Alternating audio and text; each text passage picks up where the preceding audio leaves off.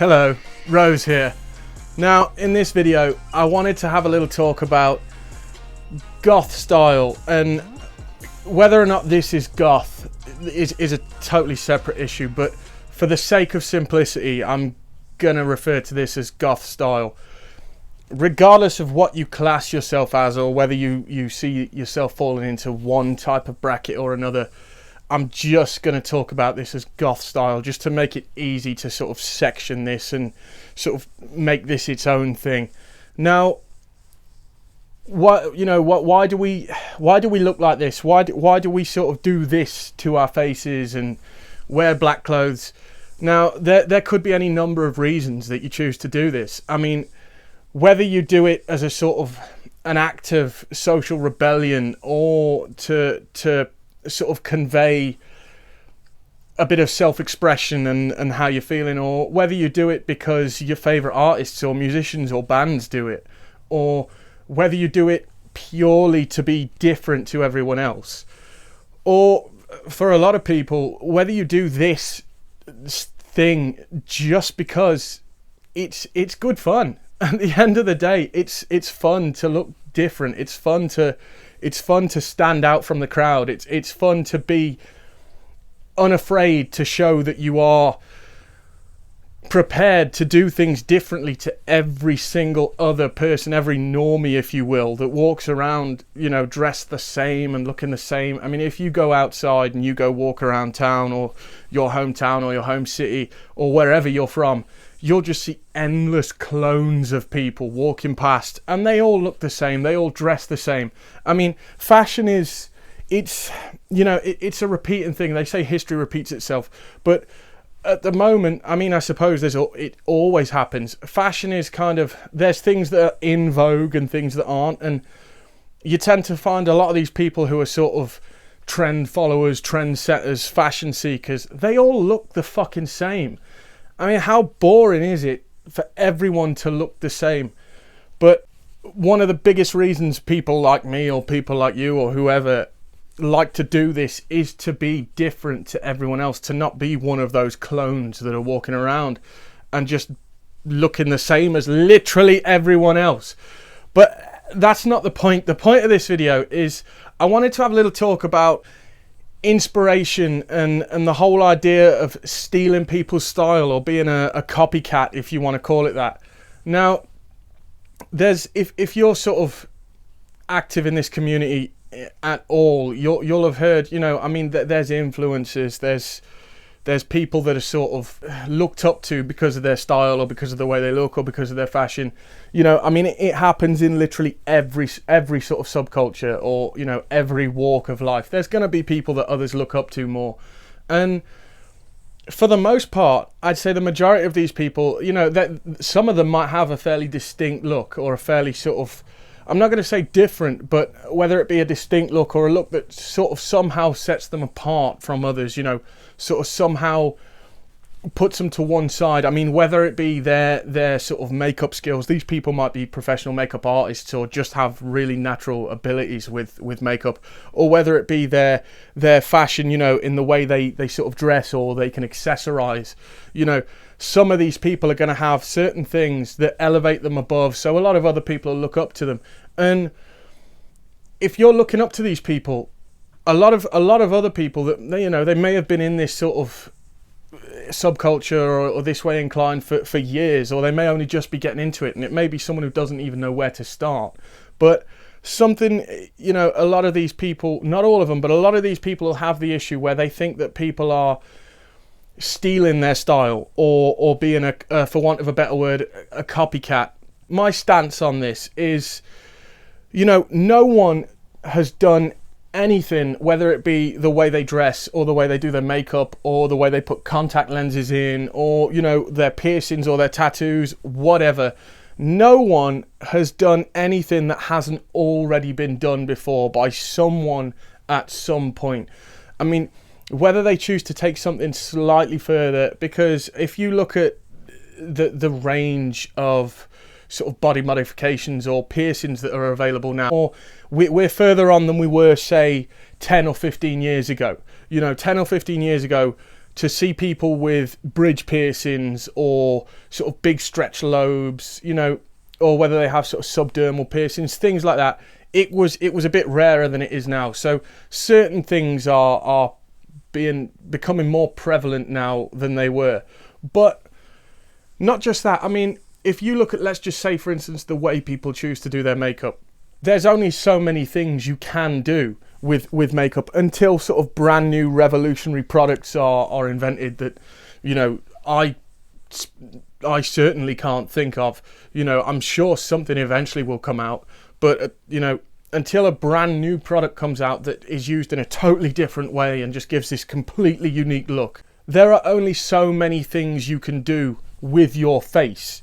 You know, that's not saying that some people are limited because of the way they look without makeup. That's not what I'm getting at. What I'm getting at is that there's only so many ways you can create a look. Now, a lot of people are going to look at some of the people that they perhaps look up to, or, you know, they really like their style and things like that. They're going to use it as inspiration, or some of them may even, if you look at some of your favorite YouTubers, you know, whether they be sort of gothic or alternative YouTubers, male or female, or, you know, they may not even have to be, they could just be fairly standard.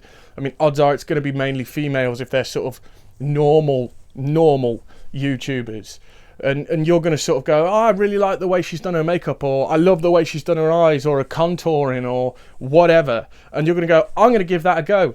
Now, a lot of these people, they have a fan base that will sort of, they're very sort of active, especially on YouTube and Instagram and things like this. Their fan base is going to send them pictures, send them fan mail, or sort of tag them on Facebook, Twitter, Instagram, whatever, and show them their attempt at their look. Now, most people, most of the time I've seen this happen, they take it as a compliment, and I personally think that's the way it should be taken, because if you've done your makeup or your hair, or, you know, the way you've dressed, if you've done anything about your style that other people, someone else has found cool enough or different enough to want to give it a go, not copy, but sort of have a go at trying that look on themselves, then what higher praise is there? Because if someone has really liked what you've done enough to go, I'm going to give that a go, that looks fucking sweet, then great. I mean, not everyone's going to be able to do things the exact same way you've done it, but they're going to take different levels of inspiration from it. That's not a problem. Now, I think the biggest problem we've got is if someone out there is taking offense or has an issue with the fact that people are copying their style, or perhaps taking a touch too much inspiration here or there in their opinion, then I think the problem solely lies with that person, not the person who's taking inspiration or having a go at putting their swing on things. Because if that person is so insecure, or if their only personality trait is the way they look, or the fact that they might look different, or the way they do their makeup, if that's their only personality trait, then they've got bigger problems than worrying about someone who might be attempting to have a go at copying their style. That's on them. They've got issues they're going to need to work through. They must be so insecure or so boring as a person that they've got nothing else about them that they feel makes them unique or makes them an individual, other than the way they look or their sort of style or their fashion sense. Then that's on them. If anyone has ever been made to feel like they're wrong, or they've stepped out of line, or made to feel, you know, less than anyone else because they've been sort of victimized for attempting somebody else's style or taking influence, whether or not they have or you know, or haven't, that's not the issue. There are people out there that get accused of having copied someone else when they may not have intended to do that at all. Like I said, there's only so many things you can do with your face. I mean, if someone were to copy a look I've done in one of my videos or on my Instagram, link in the description, by the way, if you want to go check that out. If someone was to copy anything like that, I think great. Especially if it's someone that hasn't done this sort of thing before. Because the more people we bring into this sort of community and the whole idea of looking different to everyone else, the more people we can get to go, that's quite fucking cool actually. Or I wish I had the guts to go out and just do something as different as that. The more people we can get to embrace that and give it a go, the better, because this community needs more of a sense of community. You know, people need to start building each other up a bit more and giving each other praise and just making each other generally feel accepted and feel good, because this world is a shit, right? Too many people are negative and too many people are bullies and sort of, you know, talk down to others or berate them for trying something different. You know, how does any sort of sense of style or fashion, how does any of it progress if no one's ever afraid to sort of push the envelope, as some people might say, and try something new, try something different for a change?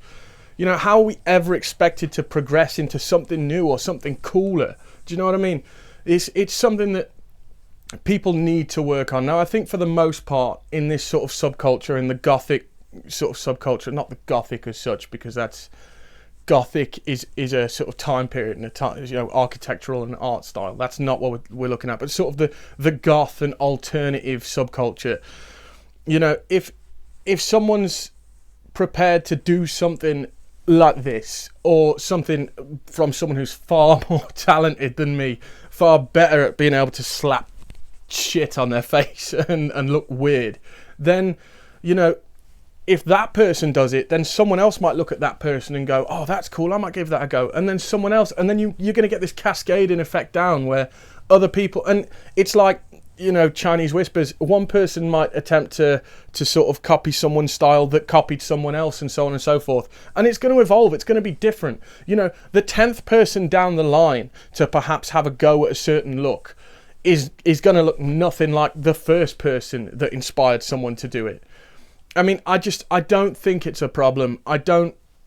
If anyone's got an issue with it, I think that's totally and solely on that person, and it's coming from a place of their own insecurities and their own sort of inflated sense of self-worth, perhaps, because as I said, if that's your only personality trait, if that's the only thing you can sort of wake up and go, you know, this is what makes me different, or this is what makes me me, this is what makes me unique and different from every other person. If you think that the way you do your makeup, or the way you choose to style yourself, or the way you do your hair, or the kind of contact lenses you wear, for instance, or your piercings or tattoos, if you think that that is just only for you, and if anyone else tries to copy it, then they're essentially taking away a part of you, or what makes you you, then you probably need to sort of try and build yourself as a person and find a hobby, you know, find something else that makes you unique.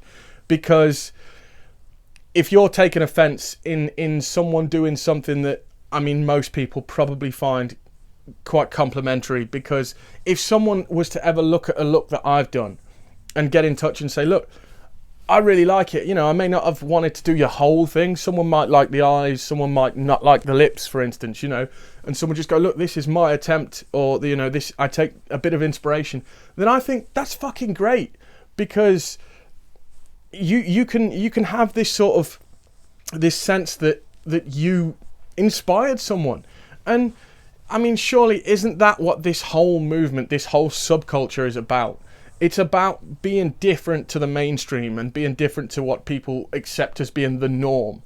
And if those of us that choose to sort of push away from that and sort of stand ourselves over here away from everyone else, if those of us in this group choose to take inspiration from each other and try different things, then we're just going to progress even further into cooler styles and different styles, and that can never be a bad thing.